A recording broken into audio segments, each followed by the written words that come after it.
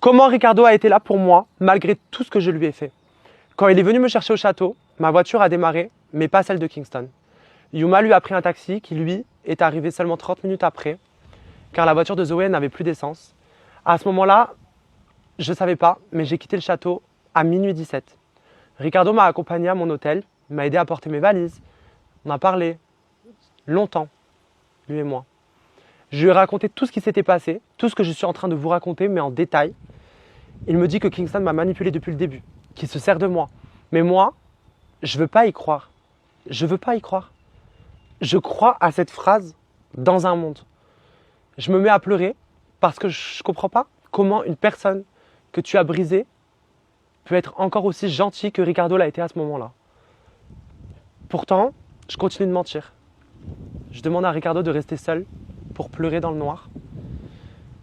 Or, en réalité, seulement 10 minutes plus tard, je me suis habillé et je rejoins Kingston à son hôtel, qui était seulement à 600 mètres à pied. Je toque, on se retrouve, on était tellement heureux, on souriait, on rigolait, on s'embrassait, on se faisait des câlins, comme s'il ne s'était jamais rien passé. Je lui avais donné 30 € en espèces pour manger, parce qu'il n'avait pas d'argent, et j'avais cassé son téléphone. Il me dit qu'il a payé les taxes de séjour de l'hôtel pour 2 personnes, parce qu'il savait que j'allais venir. Il me dit qu'il est même descendu dans la rue pour demander le téléphone à des abonnés, pour pouvoir m'écrire sur Snap. Mais il n'a pas réussi à se connecter. Puis, quelques minutes plus tard, mon téléphone sonne, Ricardo m'appelle, je réponds pas, et par message, il me dit de revenir tout de suite. À ce moment-là, il sait où je suis. Alors je dis à Kingston qu'il faut qu'on s'habille vite et qu'on change d'hôtel. On allait pour descendre et Ricardo était déjà là. Il pète un câble. Le réceptionniste l'empêche de rentrer, il appelle la police. À ce moment-là, je me dis que ça part beaucoup trop loin. Mais avec Kingston, on n'avait qu'une envie, c'était d'être ensemble. Quand la police arrive, je dis que c'est mon ex, qu'il n'est pas méchant, mais que ça lui fait bizarre que je sois avec un autre homme. La police demande à Ricardo de partir. Je sais, c'est horrible, mais j'étais content parce que je pouvais encore passer un dernier moment avec Kingston. Ce soir-là, on a mangé ensemble, regardé la télé, on a couché ensemble. On s'est couché très tard, on a dû quitter l'hôtel vers 10 h. Le lendemain, je suis parti avec lui pour racheter son iPhone que j'avais cassé. On a pris un nouvel hôtel, on s'est endormi la journée. Quand on s'est réveillé dans l'après-midi, je l'ai aidé à créer son entreprise et je lui ai envoyé son salaire. Le soir, on est allé au restaurant. Il me montrait les messages avec les filles avec qui il parlait. Le lendemain, moi, je devais partir sur Marseille et lui devait rentrer sur Lyon. Mais d'un coup, j'ai pas compris, il a changé d'avis. Il disait que c'était trop dangereux pour lui de rentrer, que rien l'attendait là-bas, qu'il verrait sa famille plus tard. Pourtant, il me disait qu'il mourait d'envie de voir sa famille et qu'il lui manquait. En réalité, dans ses conversations, juste après mon départ, le 11 avril à 18 h, il avait déjà prévu de voir l'une d'entre elles. C'est pour ça qu'il ne voulait plus rentrer. Au restaurant, il était mignon, attentionné, on rigolait bien. On est rentrés, on a couché ensemble. Il était environ 4 h du matin. Quand je lui demande de me montrer les conversations sur son téléphone, au début, il me dit non, alors qu'il m'a toujours dit oui. Et il m'avait promis de me montrer. Il me dit qu'il n'y a rien, il n'y a rien, il n'y a rien, il n'y a rien. Et après, j'ai forcé, et il me le montre. Et là, je découvre que le soir où on a quitté le château, je vous ai dit que j'ai quitté le château à minuit 17, à minuit 33, il avait pris le téléphone de TD pour envoyer une capture d'écran de l'hôtel que je lui ai pris à une fille à qui il parlait. En réalité, la taxe de séjour, il avait payé pour elle avec mon argent, que je lui ai donné pour manger et pas pour moi. Encore des mensonges. Encore une fois, une histoire d'hôtel, alors qu'il l'avait déjà fait au début de notre relation. À chaque fois qu'il faisait quelque chose de mal, il s'excusait, il avait l'air vraiment sincère. Et il me promettait toujours de ne plus jamais recommencer. Et pourtant, de là, je me rhabille, je décide de partir dans mon hôtel, en pleurs. Je lui dis maintenant, tu peux appeler ta p***, tu peux la faire venir, parce que c'est ce que tu rêves en réalité, de te rassurer après avoir couché avec un p***. À ce moment-là, je sais que je lui ai mis la puce à l'oreille. Il me dit qu'il veut m'accompagner à mon hôtel, que de toute façon, il a des affaires à récupérer, qu'il ne veut pas que je sois seul dans la rue. Tout le long du trajet, à pied, Il ne m'a pas parlé. Une fois arrivé à mon hôtel, il prend ses affaires. Il s'excusait encore une fois d'avoir fait ça. Je le pardonne très vite comme d'habitude. Il suffisait de quelques mots ou juste qu'il me serre dans ses bras pour que je le pardonne. Il aurait pu tout me faire. J'aurais donné ma vie pour lui. J'étais prêt à tout lui pardonner. À chaque fois qu'il me faisait du mal, je sentais que je m'attachais encore plus parce que j'avais peur de le perdre. Mais il ne veut pas rester avec moi dans mon hôtel.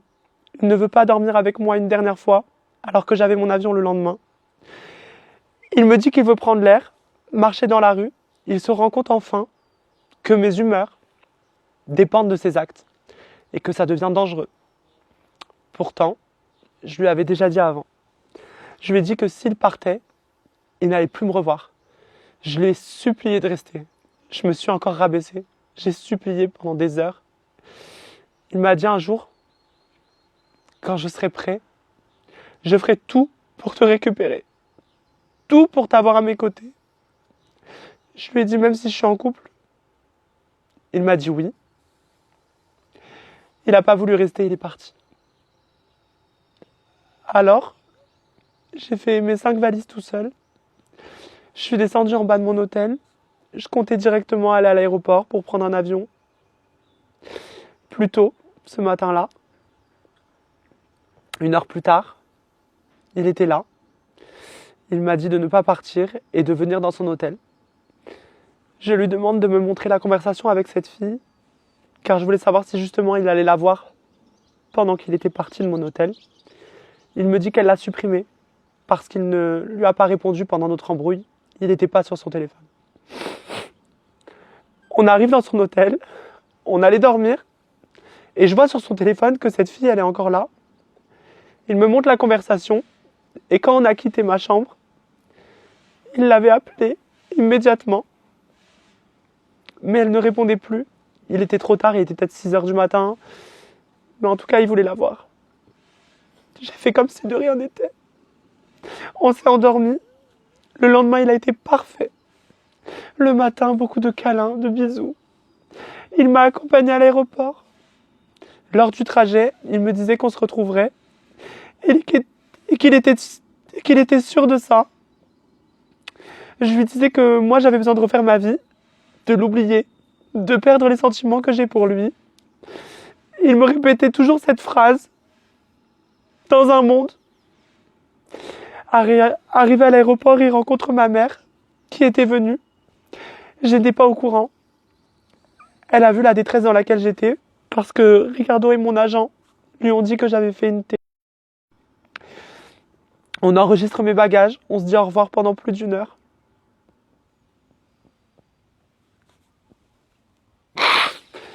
On se fait des câlins. Il me parle avec les larmes aux yeux. Moi, je pleure toutes les larmes de mon corps. Il m'embrassait il m'embrassait comme jamais il m'avait embrassé. On se serre fort dans les bras. Il me dit qu'il m'aime plus que tout. Il me dit cette phrase qui résonne en moi. Fais pas de bêtises. J'ai répondu non, promis. Il m'a dit je veux te retrouver. Je lui ai dit dans un monde. Il a dit dans ce monde. Et le moment arrive, on se dit au revoir. On se retourne. Et je vois que quand il se retourne, il s'effondre. On se retourne en même temps une dernière fois. Et on se fait un dernier coucou.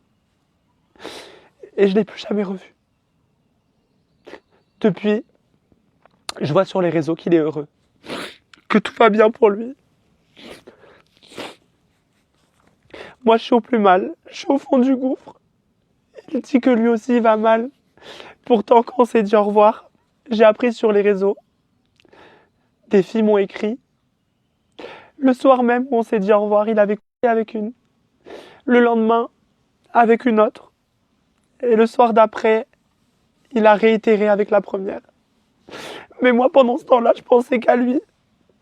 Je me sentais pas respectée. Oui, on n'était pas en couple. Mais c'était juste un mot. Parce qu'en réalité, les 4 mois qu'on a vécu, On était tout comme. Tout le monde est témoin de ça. On vivait comme ça. On s'est donné beaucoup d'amour, beaucoup de haine. Mais je l'ai aimé. Sincèrement. Lui, je sais pas. Je ne sais pas si c'était réel ou par intérêt. Je ne sais pas si c'était un acteur. Je pense que je le saurai jamais. Pour moi, Kingston, c'est mon ex. Je vous raconte ça simplement pour que vous sachiez où j'en suis. Et aussi parce que je veux pas qu'il déforme notre histoire auprès des gens ou auprès des filles à qui il parle pour les draguer, comme il a pu le faire auparavant, le jour où je l'ai pris la main dans le sac. Depuis, il essaye de se dissocier de la Queen House. J'ai eu des échos comme quoi il crache dans l'eau qu'il a bu. Il peine à prononcer mon prénom ou à assumer notre relation. Me fait passer pour un fou, comme quoi il a toujours voulu être ami avec moi. Pourtant, lui et le monde entier sait que ce n'était pas ça. Que ce n'était pas ce qu'il me disait. Des personnes sont venues me dire que dans sa vie d'avant, il était homophobe. On sait tous ce que cela cache. En faisant ces vidéos, je ne veux pas attiser la haine autour de lui, ni créer de l'acharnement.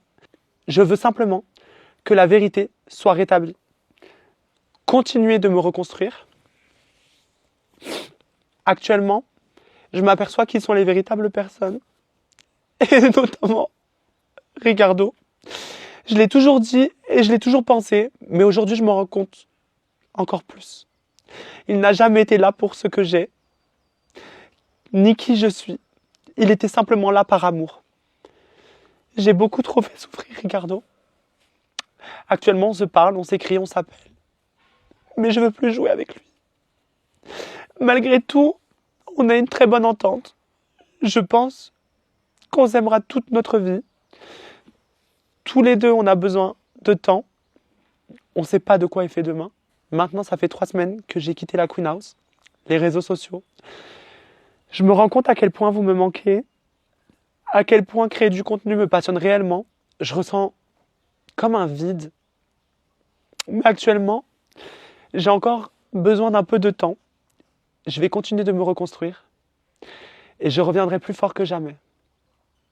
Je vous aime.